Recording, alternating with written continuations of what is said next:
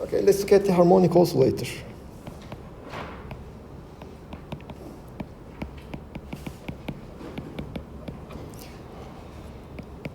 Just one oscillator.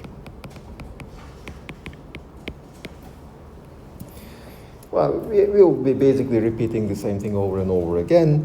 Rho is always given by, in the canonical ensemble. Well, it's just, we have one oscillator, so it's not the grand canonical ensemble, it's the canonical ensemble. It's e to power minus beta h divided by trace of e to power minus beta h. So let's start with calculating the position space matrix elements of that exponent. It will be just sum over all the energy eigenstates, e to power minus beta e n q n n q prime. Well, this e n for the oscillator is h bar omega n plus 1 over 2. N is a summation over all integers starting from 0 up to infinity. And these qn's would be just some Hermite polynomials, the exponent, just the solutions of the harmonic oscillator. I'm not going to discuss it in much detail how to derive it.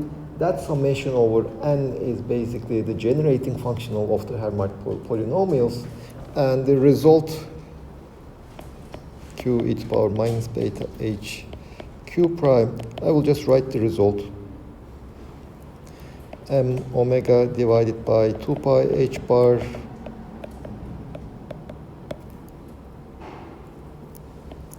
to the power 1/2 exponent minus m omega over 4 h bar q plus q prime squared, the tangent hyperbolic,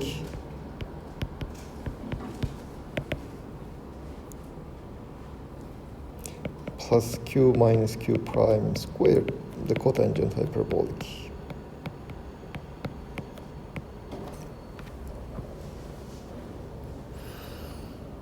As I said, that weird-looking exponent is actually the generating function of the Hermite polynomials, if I'm not wrong.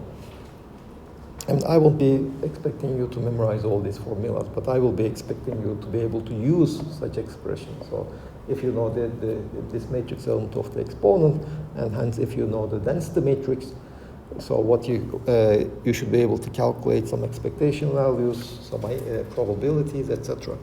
Now, first we need to calculate the density matrix. We need to find the trace of this exponent.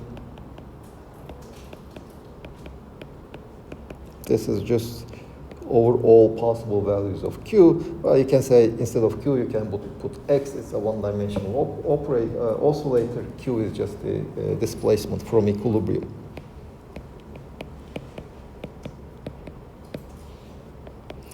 This will be that coefficient, that square root. If q and q prime equal, integrating over dq, exponent minus m omega over 4 h bar times 4q squared tangent hyperbolic beta h bar omega over 2. This is the trace. Well, that is just a Gaussian integral, and the result of the integral is this square root that is multiplying the matrix element of the exponent. I'm not writing it explicitly because when I divide it will cancel anyway. So what will remain is the q integral from minus infinity to infinity, will just give me pi h bar over m omega tangent hyperbolic beta h bar omega over 2 under the square root.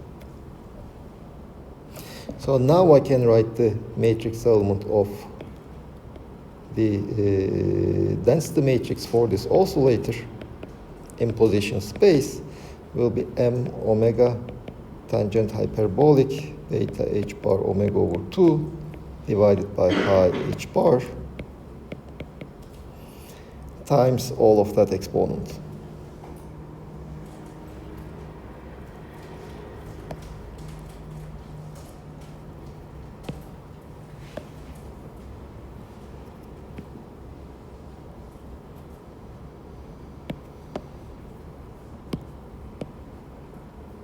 So I know the density matrix.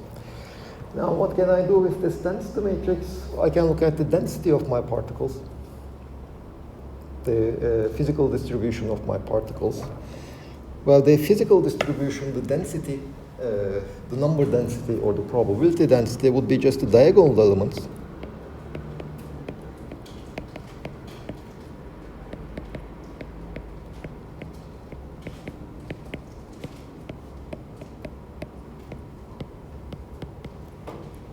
Times the exponent of m omega over h bar tangent hyperbolic beta h bar omega over 2 times q squared. It's a Gaussian. It is this. Well, it is centered at the origin of the restoring force, and well, we can look at various limits. For example, what happens if t goes to infinity, t goes to 0?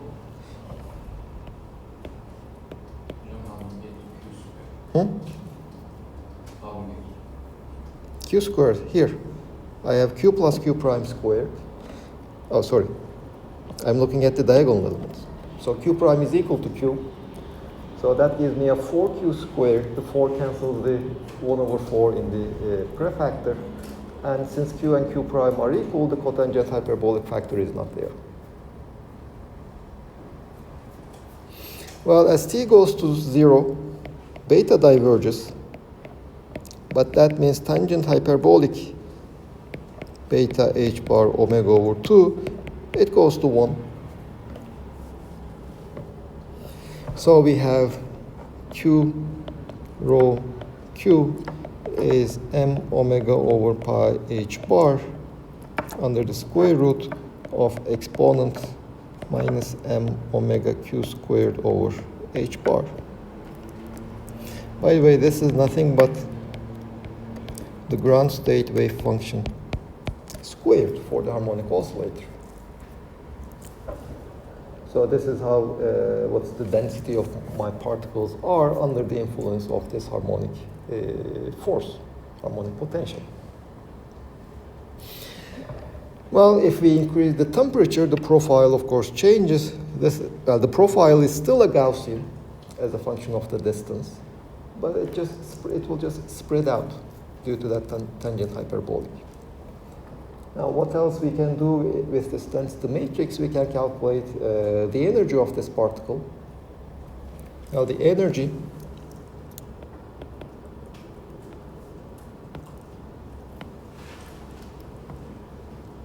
U.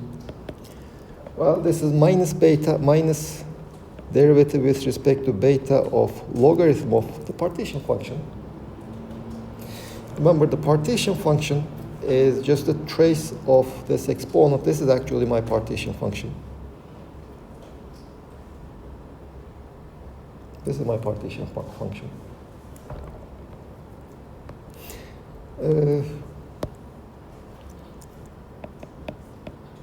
Now beta, now my partition function, I have this factor. Hocam, this is for canonical part. Yeah, we are in the canonical part. It's the canonical ensemble, sometimes Z, sometimes Q. That's my partition function.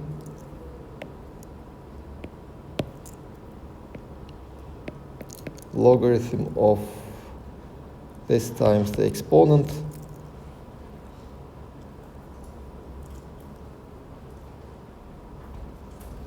No, sorry, all of this thing.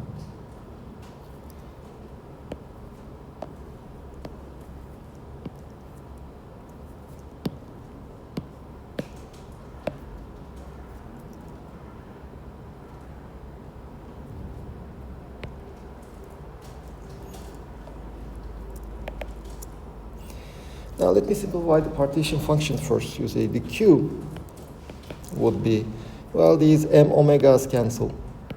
Pi h bars will cancel. Q will be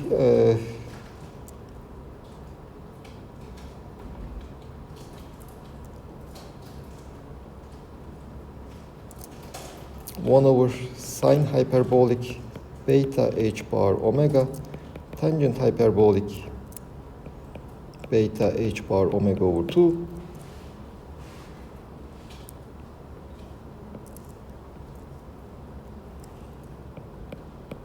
to the power 1 over 2.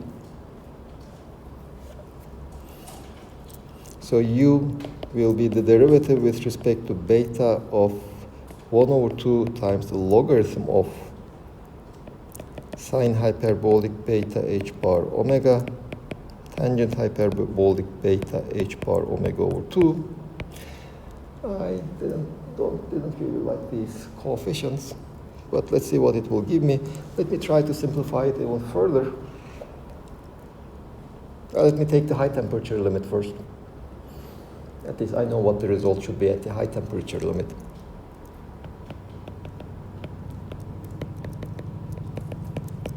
Well, at high temperature, beta is small, much less than 1. Now, sine hyperbolic beta h bar omega is, remember, this is e to power x minus e to power minus x over 2, where x is beta h bar omega. This should be much less than 1. And if x is much less than 1, this is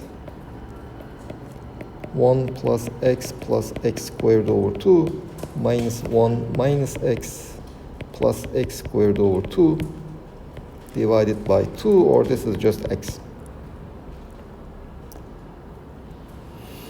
Tangent hyperbolic x over 2, this will be e to power x minus e to power minus x over 2 divided by e to power x over 2 minus e to power minus x over 2 plus.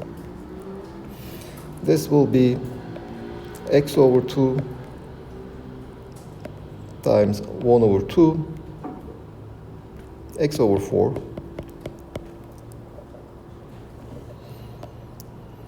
so in this limit u del over del beta 1 over 2 logarithm of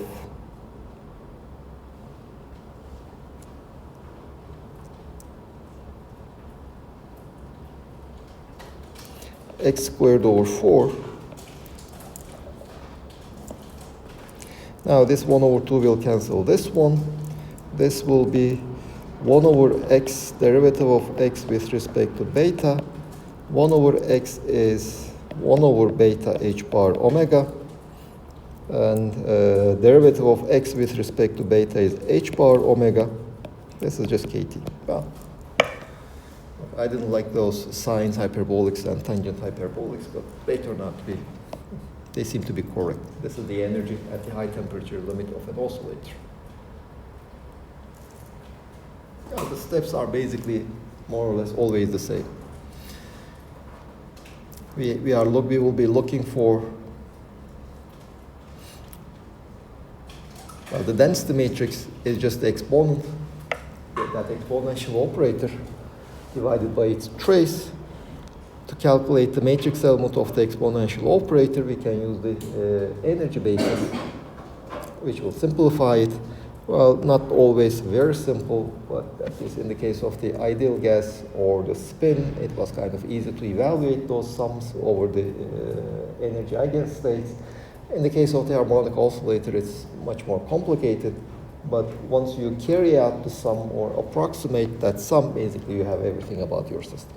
You can calculate the energy, you can calculate the average energy, you can calculate the particle distribution in space, the density of your particles in space. It's just the diagonal elements, etc.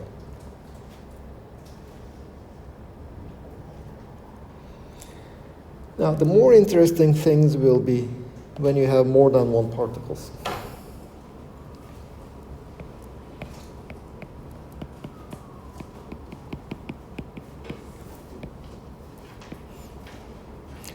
And many indistinguishable.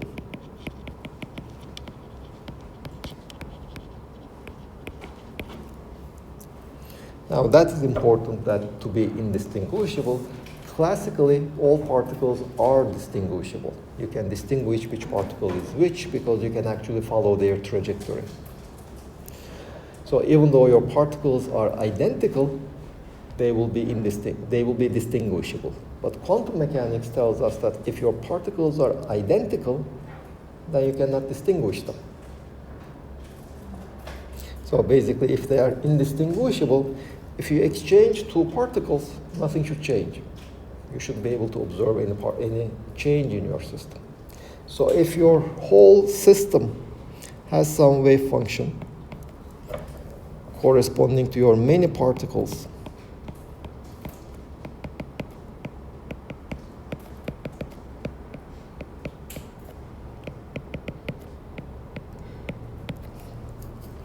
if you exchange the ith and the jth particle, you will have a different wave function.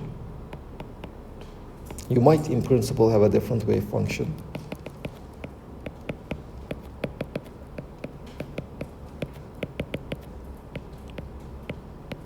If you just exchange two of them, well, your physics doesn't change, your physics shouldn't change.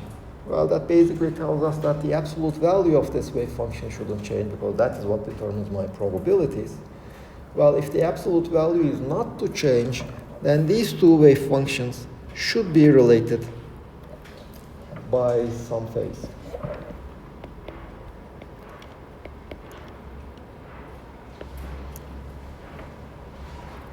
So this wave function should be such that if you just exchange the ith argument with the jth argument, there should be, your wave function should be at most multiplied by some constant eta.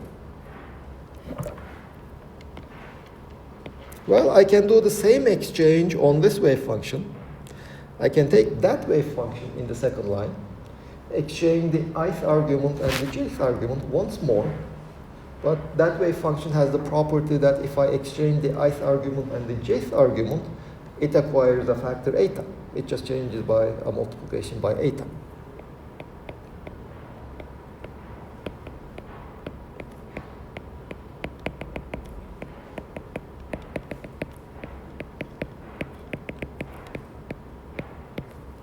Which just tells me that this eta squared, I mean, its norm is 1 because the probabilities shouldn't change if I exchange identical particles.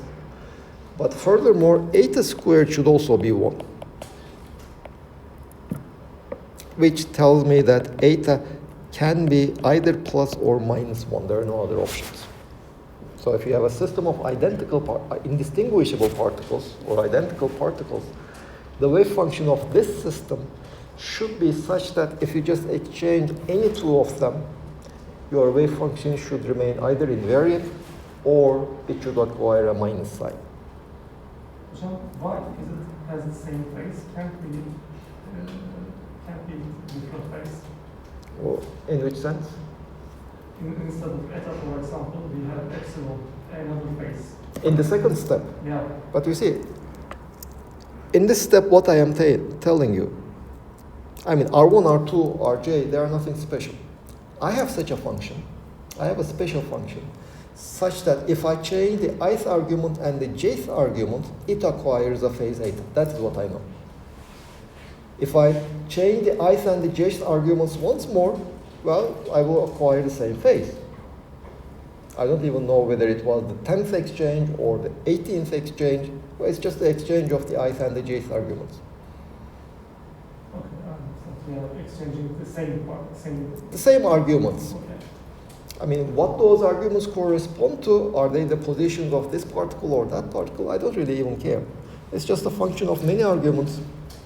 And if I know that if I exchange these two arguments, it acquires a phase. I can exchange them once more, it should acquire the same phase because I'm basically exchanging the same arguments.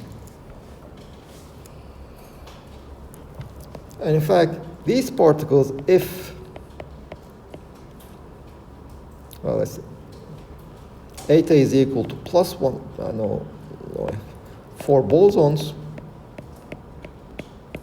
and eta is equal to -1 for fermions. Why is this so?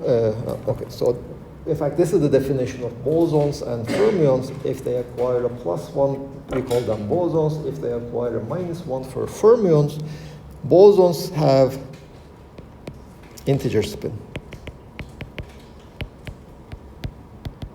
And fermions have half integer spin.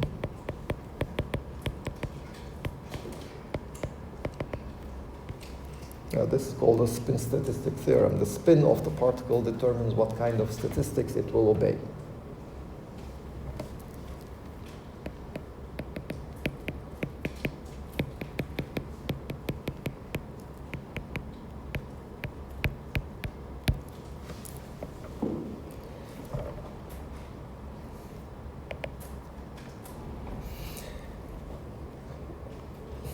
Okay, so how can we write these wave functions? Well, let me look at this one.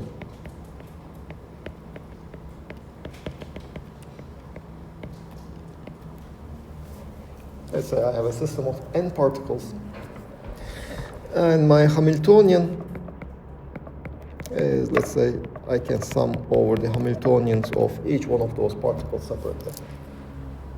Now, this will be true if there are no interactions. But my following argument will also be true even if I have interactions between the particles. Now, Hi is the Hamiltonian of the ith particle. Let me just look at the first particle. It has a Hamiltonian.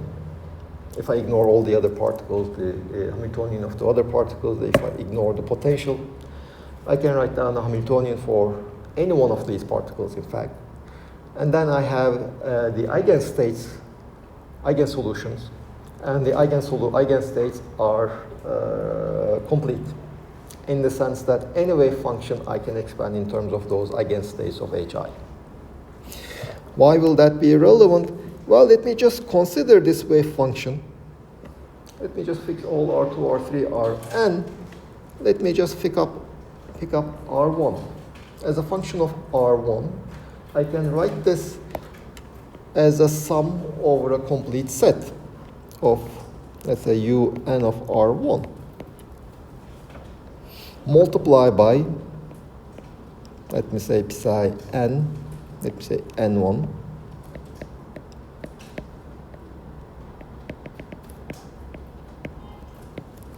well, these psi N1s are nothing but the expansion coefficients of psi when I expand psi in terms of its first argument.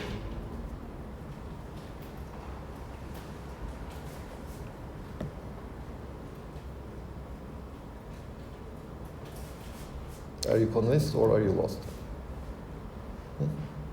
I'm just saying that let me keep these arguments, these positions constant. Let me just assume that they are some constants.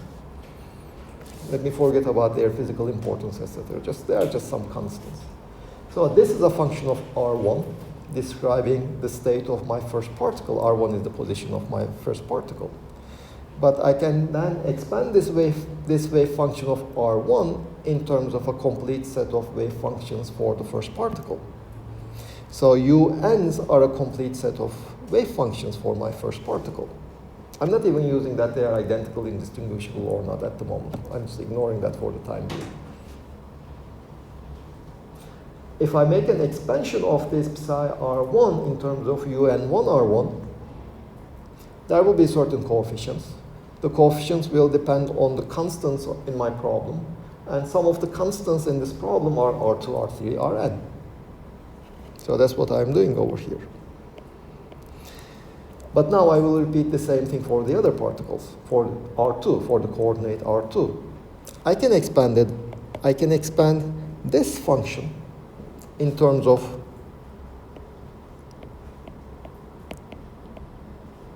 UN2 R2 with certain other coefficients, which will now depend on all the other parameters.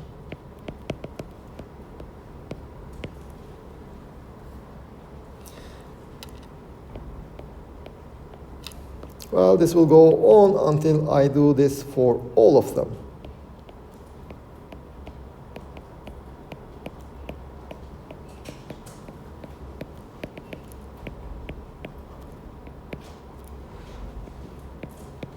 with some coefficients.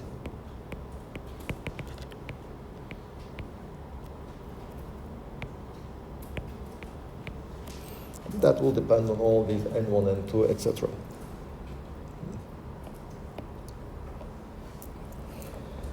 So if I have an n-particle wave function, so this is, let me say Ri, R1 to Rn, if I have any n-particle wave function, I can always write that wave function in terms of the product of single particle wave functions. That will be always possible. But now, of course, I have this symmetry property, symmetrization, anti-symmetrization. That symmetry property will be determined by those coefficients A, N1, N2, and whatever they are.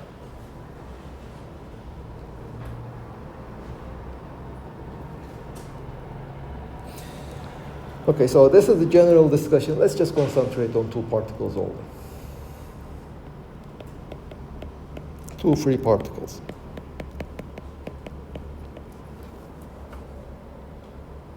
We had already studied the wave function of a single free particle. The wave function for a single particle this, was 1 over square root of v e to power I k dot r. K is the quantum number of this state. Now I have two particles, let's say psi k1 and k2. These two particles will have their own momenta, R1 and R2. This wave function will be psi k1 R1 psi k2 R2. Now if I exchange R1 and R2, I will get psi k1 R2 psi k2 R1. Now if I exchange R1 and R2, I should get either the same wave function or the same wave function with a minus sign. That will be basically determined by this overall coefficient over there, plus or minus 2, plus or minus.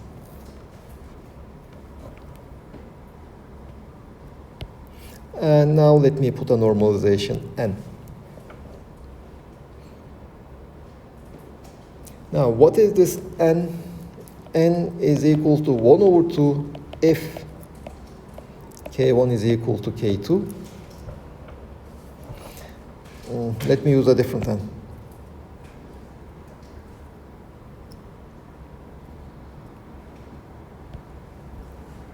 This plus and minus depends on the system, right? Whether it's dynamic or rotating system. If I put the plus sign over there, it will be symmetric. So this wave function can be used to describe two bosons. If it's a minus sign, then it will be anti-symmetric under the exchange of this R1 and R2. In that case, I should pick the minus sign. It's a fermion.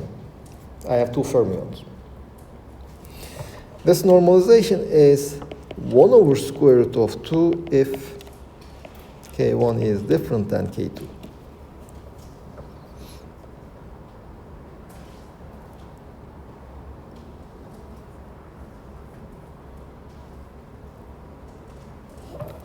Let me write these two as 2 factorial.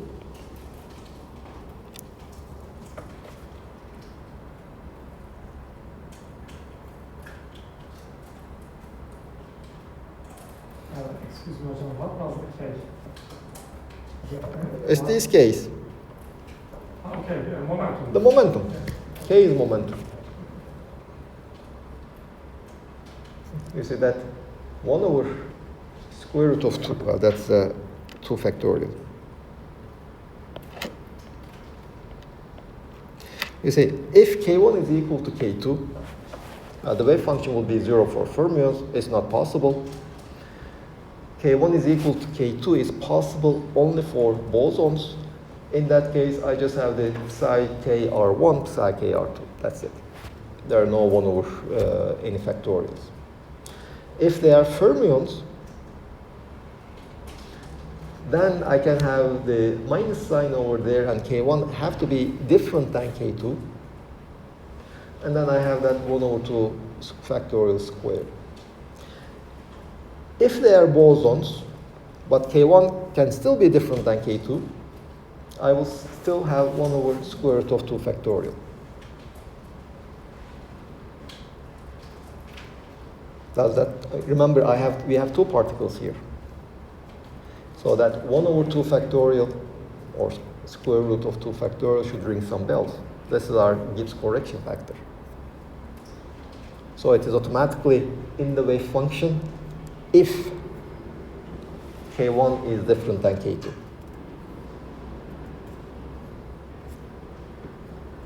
So the Gibbs correction factor doesn't take into account the other case.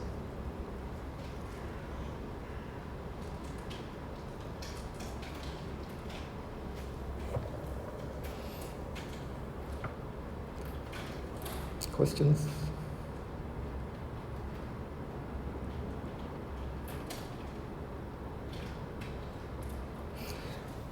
Now we need to calculate the matrix element of 8 power minus beta h.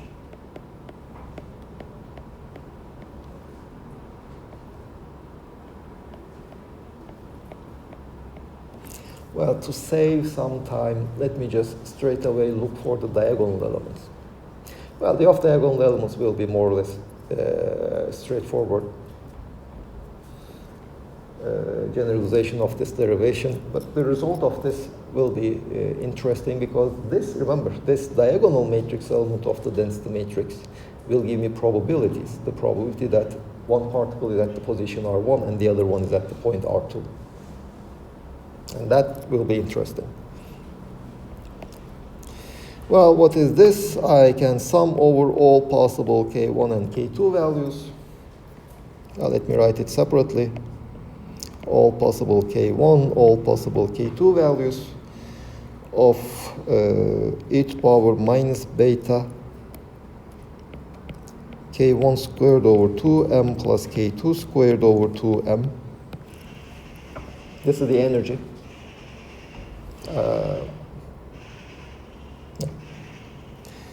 Of R1, R2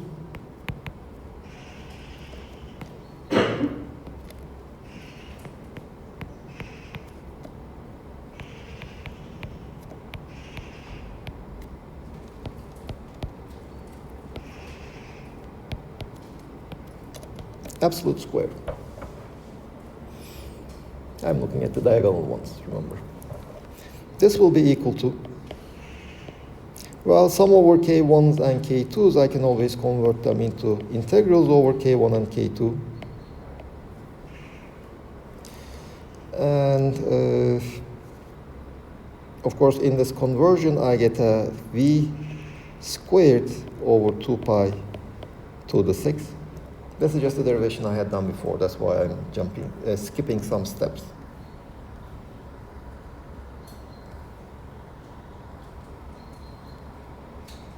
Yes, I'm basically using this expression here. Summing over nx, ny, and z is the same as summing over kx, ky, kz. If I convert the summation over kx, ky, kz to an integral, I get that L over 2 pi cubed for each k integral. L cube is the volume of my system, so that's why I have a V cube, and I have two d cubed k1 and d cubed k2 integrals. Each one have a 2 pi cubed.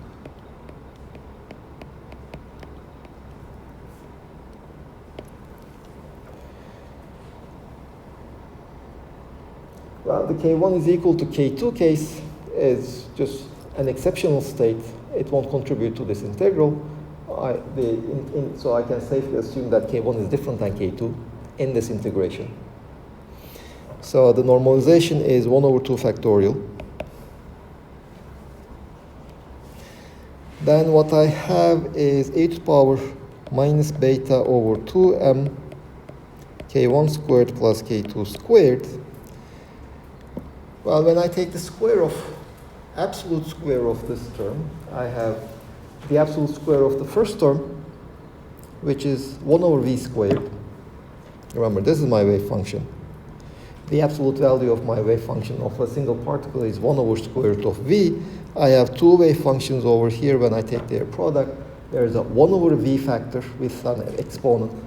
So if I take the absolute value, the exponent just goes to 1. So I have 1 over v squared from the square of this term, the absolute square of that term. Then I have the absolute square of this term. Well, the same thing over there. They are basically the same expression. The absolute square will again be 1 over v squared. Because that product is some phase, the plane wave divided by v. The phase absolute value gives me 1. And then I have 1 over v squared is 1 over, another 1 over v squared, 2 over v squared. Then I have cross terms. I have plus or minus. Let me just write the real part of e to the power I k1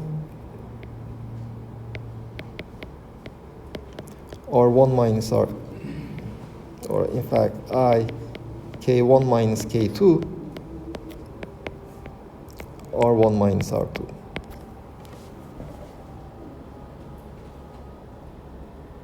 Divided by v squared.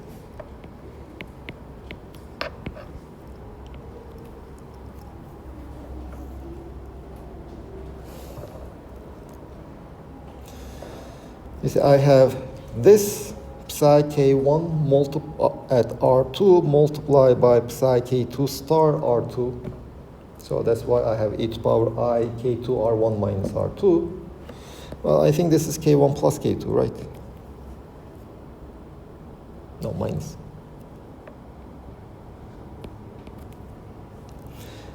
I have, in this term, I have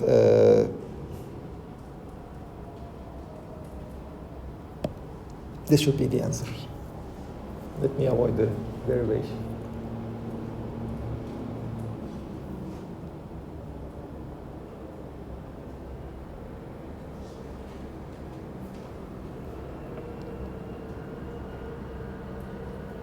Are you convinced or not? Well, whether it is plus k2 or minus k2, it shouldn't make really much of a difference.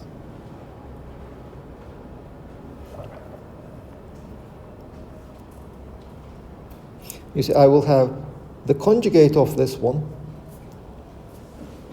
which will be e to the power minus I k1 r1 minus I k2 r2 multiply with this one, which will be e to the power I k1 r2 e to the power I k2 r1. So the first term and the third term will give me e to the power minus I k1 r1 minus r2, and the last term and the second term will be plus I k2 r1 minus r2. Okay, this will. And then plus the conjugate of this one, that is why I have twice the real part.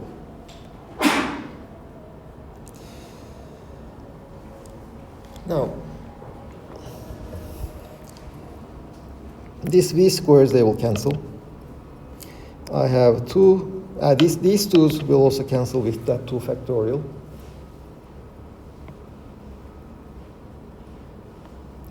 What I will end up having, the first term is 1.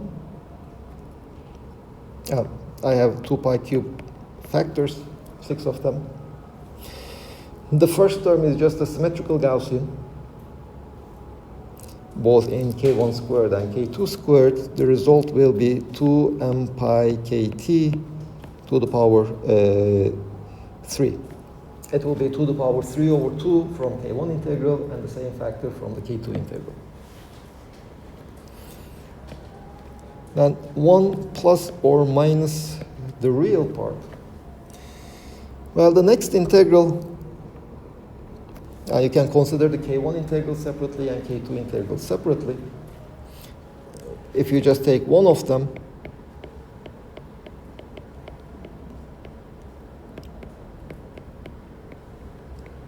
k1 squared plus I k1 that, let me just put r. Well, this integral will be 2m pi kt to the power 3 over 2. I'm just completing it to square, that's what I had already done before. And then I will get e to the power minus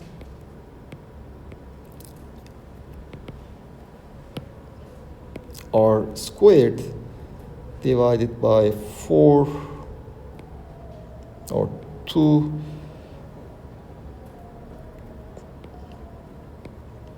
4 beta over 2m. This will be the result of that integral.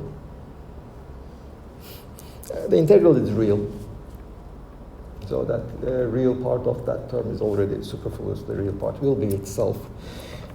This factor will be the same as in that factor. That's why I could factor out this 2m pi kt cubed out of the both terms.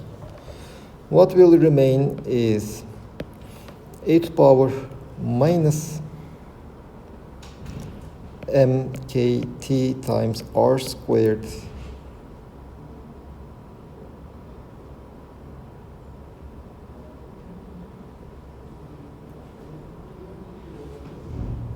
there's an h bar squared here.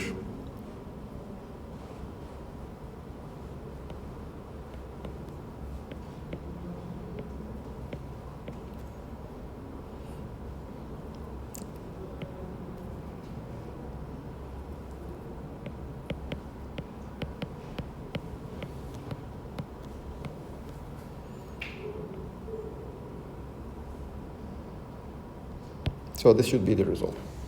I might have missed some factor somewhere, a factor of 2 here and there. Just please check the result.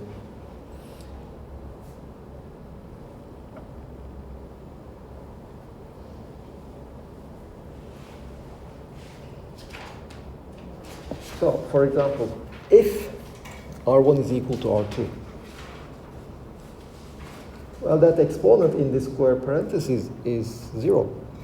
The exponent is 0, so the exponent of 0 is 1. We have 1 minus 1, it's 0. The probability of observing two fermions at the same point will be 0. Well, that's what we expected to start with. And let's see, let me calculate the normalization also. Trace of e to the power minus beta h will be d cubed r1, d cubed r2, 1 over 2 pi to the 6, 2m pi kt over h bar squared cubed, 1 plus or minus the exponent of minus m kt over h bar squared, r1 minus r2 squared.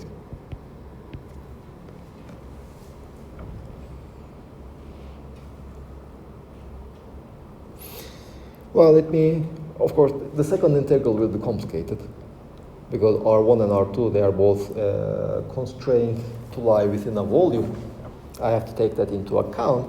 But note that if R1 and R2 is different, the larger the separation between R1 and R2, well, the smaller it will be. The first thing I will do is I will just go to the relative coordinates and the center of mass coordinates.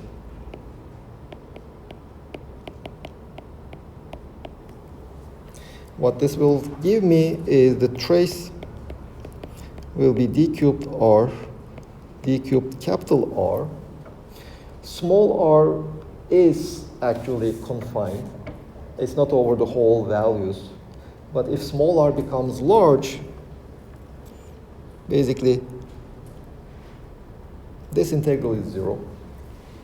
The exponent is infinite, so hence the exponent is actually 0. So what I will do is I will take d cubed r over the whole volume. The other d cubed r will be over the whole space, because large values of small r will not contribute anyway.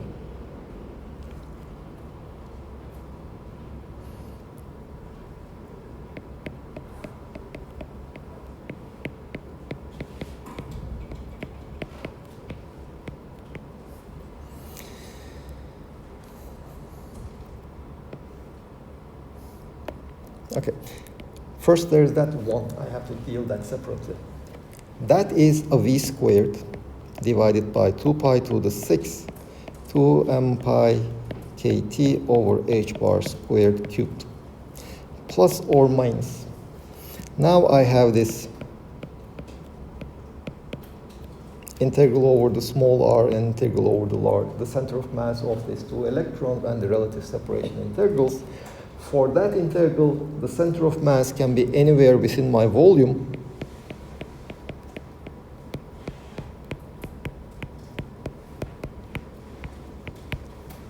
Within my volume, small r is also restricted within my volume, but that exponent goes to 0 very fast for large separations. So I will actually take the small r integral over all space, not restricted within my volume, because all points that lie outside my volume will not contribute because of that exponential suppression, and hence the result will be pi h bar squared mkt to the power 3 over 2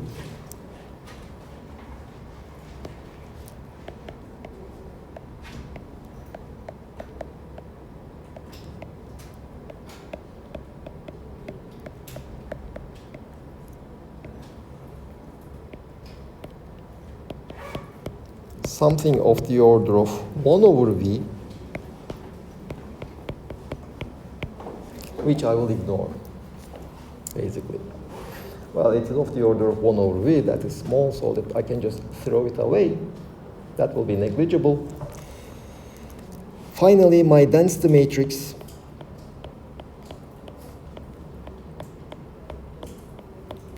will turn out to be,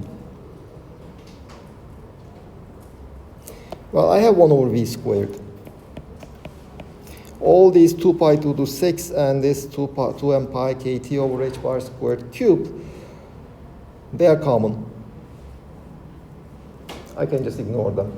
Well, I'm not ignoring them. When I divide them, they just cancel. 1 over v squared is still there, and then I have this factor.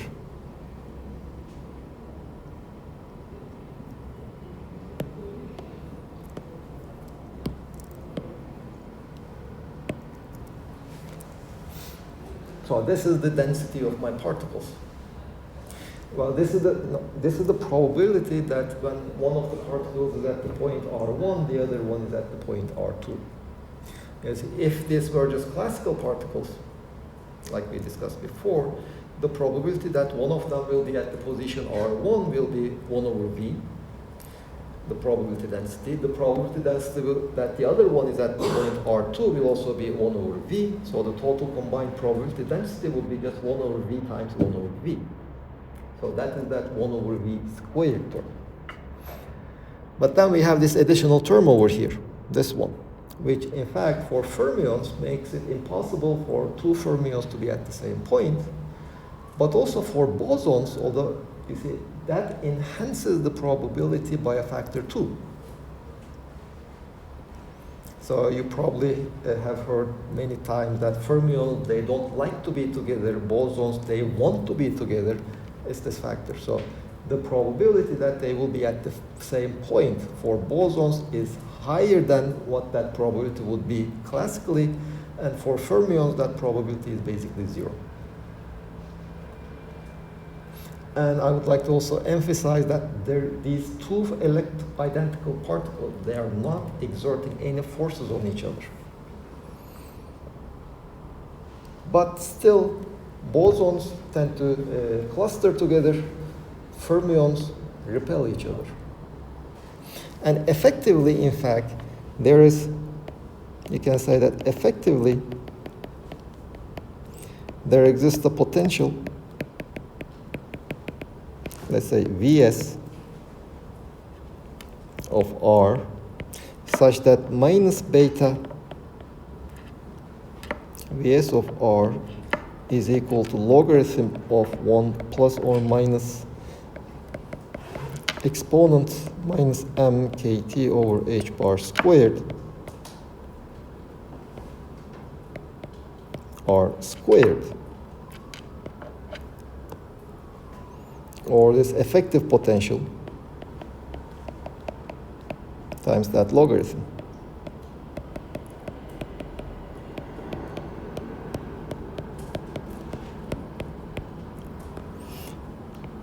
And if you would plot it as a function of r, you see what happens. For bosons, I have the plus sign.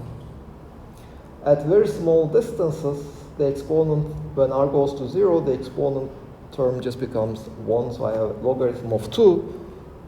So I have minus kt logarithm of 2. This is the value of the effective potential for bosons. And as r increases, that exponent becomes smaller and smaller. Inside the logarithm approaches 1, where it is 0. So this is the potential for bosons, effective potential.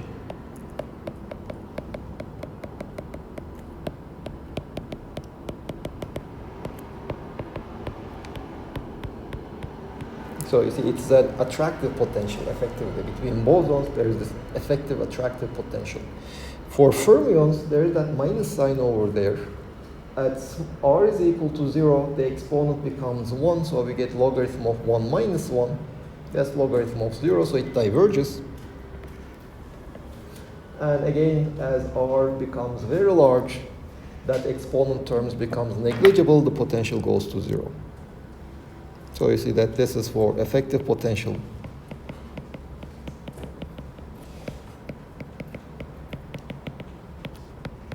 For fermions. So what is this effective potential? Let me also clarify that point. If we would treat these identical particles as distinguishable classical particles, assuming this potential interaction between those particles, we would have obtained exactly the same density. So if we would try to explain this behavior classically, then we would have to invent this potential and hence a force, in quotes, between fermions, a repulsive force for fermions and an attractive force for bosons. Again, I emphasize that it's in quotes because this is a system of non-interacting particles. There are no forces between them. In a sense, this force is only a statistical force.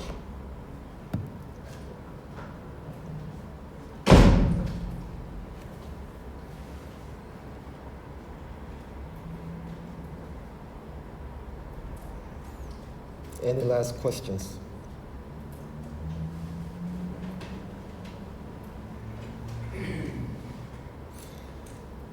So good luck in your exam. If you have any questions, you can just write to me.